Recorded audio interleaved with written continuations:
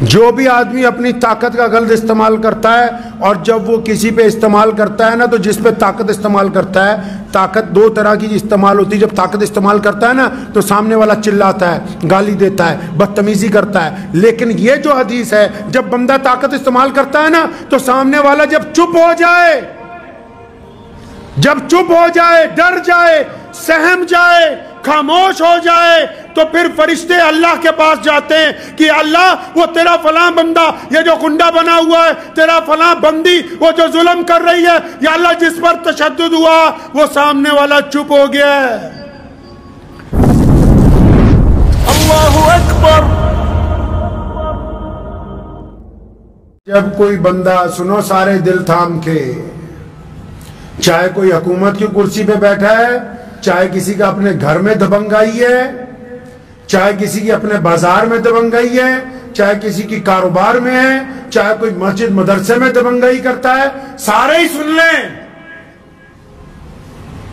صرف یہ نہیں کہ حکومتیں ساری، جس کو اللہ نے جتنی خدائی کا حصہ دیا ہے، جب بندہ دبنگائی کرتا ہے نا تو نبی علیہ السلام نے فرمایا، حدیث کا مفہوم ہے کہ جب بندہ کسی ایسے آدمی کے ساتھ زیادتی کرتا ہے جو سامنے سے جواب نہیں دیتا. ہوتا ہے نا لوگ کوئی اپنی بیوی کے ساتھ، کوئی اپنے ملازم کے ساتھ، کوئی راہگیر کے ساتھ، کوئی چلتے ہوئے کسی غریب آدمی کے ساتھ. بڑے لوگ جن کو کینسر ہو جاتا ہے، یہ بڑے چودھری جنہوں نے کبھی کوئی غلط چیز کھائی نہیں ہے، جو پانی بھی 10 دفعہ فلٹر کر کے پیتے ہیں، جن کے گھر میں آرگینک کھانے جاتے ہیں، ان کی چھاتی میں کینسر کیسے پلا؟ ان کو کیا ہو گیا؟ جو کہتے ہیں کہ ہم تو کبھی کوئی ناجائز چیز، کبھی ہاتھ دھوئے بغیر کسی کو کچھ لگایا نہیں، کیا ہوا ان کو؟ سنا نبی علیہ السلام نے فرمایا، پیارے پیغمبر نے کہا کہ جب کوئی بندہ کسی ایسے بندے پر ظلم کرتا ہے جو آگے سے بولتا نہیں ہے، جب کوئی بندہ کسی ایسے پر تشدد کرتا ہے جو آگے سے چپ ہو جاتا ہے، خاموش ہو جاتا ہے، آگے سے کوئی بولتا ہی نہیں، چاہے وہ بیوی ہو، چاہے وہ پڑوسی ہو، چاہے وہ دیندار لوگ ہوں، چاہے وہ بددین لوگ ہوں، چاہے وہ مسلمان ہو، چاہے وہ غیر مسلم ہو. جو بھی آدمی اپنی طاقت کا غلط استعمال کرتا ہے اور جب وہ کسی پہ استعمال کرتا ہے نا تو جس پہ طاقت استعمال کرتا ہے، طاقت دو طرح کی استعمال ہوتی ہے. جب طاقت استعمال کرتا ہے نا تو سامنے والا چلاتا ہے، گالی دیتا ہے، بدتمیزی کرتا ہے. لیکن یہ جو حدیث ہے، جب بندہ طاقت استعمال کرتا ہے نا تو سامنے والا جب چپ ہو جائے، ڈر جائے، سہم جائے، خاموش ہو جائے، تو پھر فرشتے اللہ کے پاس جاتے ہیں کہ اللہ وہ تیرا فلاں بندہ یہ جو گنڈا بنا ہوا ہے، تیرا فلاں بندی وہ جو ظلم کر رہی ہے، یا اللہ جس پر تشدد ہوا وہ سامنے والا چپ ہو گیا ہے، بولتا نہیں ہے، ڈر گیا ہے. اس لیے ڈر گیا ہے، وہ سمجھتا ہے کہ بولوں گا تو تھپڑ نہ مار دے، بولوں گا تو قتل نہ کر دے، بولوں گا تو مجھے تشدد کا نشانہ نہ بنائے، بولوں گا تو میری بے عزتی نہ کرے. جب گنڈا بندہ دبنگائی کرتا ہے نا کسی ایسے بندے پر جو اتنا مظلوم ہوتا ہے، اتنا وقت کا مارا ہوا ہوتا ہے نا، چپ ہی ہو جاتا ہے، بالکل خاموش ہو جاتا ہے نا. فرشتے حق تعالیٰ کو کہتے ہیں کہ الہی، اے رب العالمین، تیرا فلاں بندہ تو بالکل چپ ہو گیا، بالکل خاموش ہو گیا، ڈر گیا. سنا پھر کہاں سے کام خراب ہوتا ہے ظلم کرنے والے کا؟